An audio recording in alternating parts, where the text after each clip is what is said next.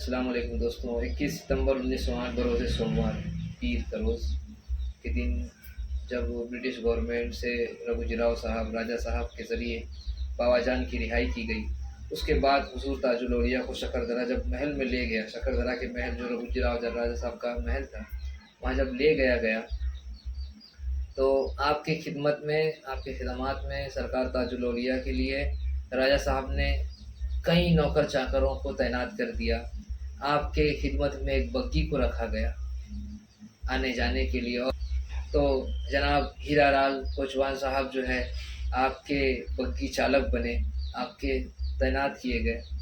تو لیکن اتنے میں سرکار تاج الاولیاء نے تمام فیسلٹی،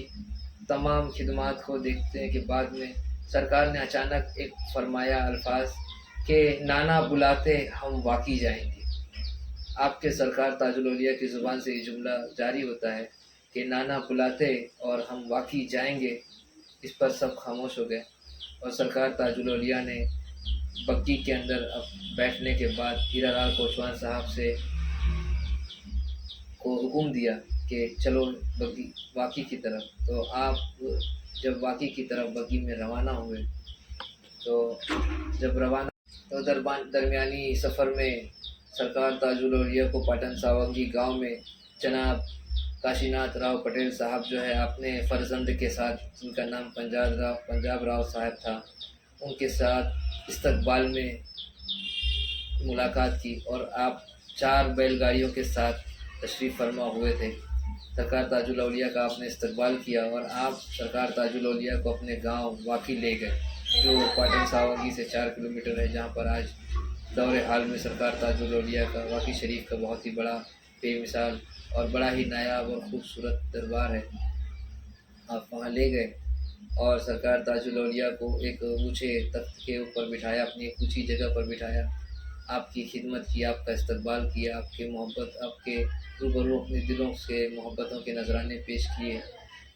گاؤں میں لوگوں کے سامنے سرکار تاج الاولیاء کا تعارف کیا، اور حضور کے چرچے وہ تو جہاں میں ہے، لیکن ایک دنیاوی بات کی جا رہی ہے وقت کے مطابق، تو تمام لوگوں سے، لیکن اس کے بعد میں سرکار تاج الاولیاء کے لیے بستر، کمرہ سب کچھ مہیا کروایا گیا، مگر وہ ذات فقیری، وہ بلند مرتبے والی ذات، اللہ اور بندے کے درمیان کی بات، ہمیشہ سرکار تاج الاولیاء زمین پر بیٹھتے، ہمیشہ تاج الاولیاء زمین پر سوتے،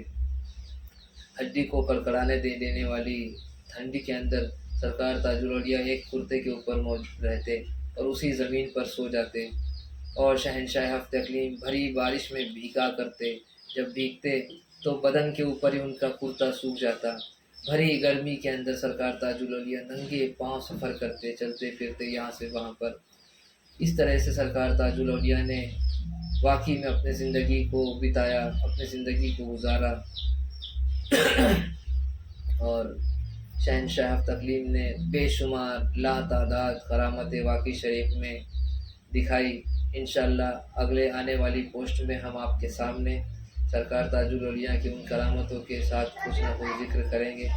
اور اس کا تعارف آپ کے سامنے لائیں گے۔ اسی کے ساتھ اگلی ویڈیو میں ہم حاضر ہوتے ہیں شہنشاہ ہفت اقلیم کے ساتھ، کہ نئی کرامتوں کے ساتھ، سرکار تاج الاولیاء کی نئی شان بیانی کے ساتھ۔ اسی کے ساتھ السلام علیکم، یا تاج رکھ لاج۔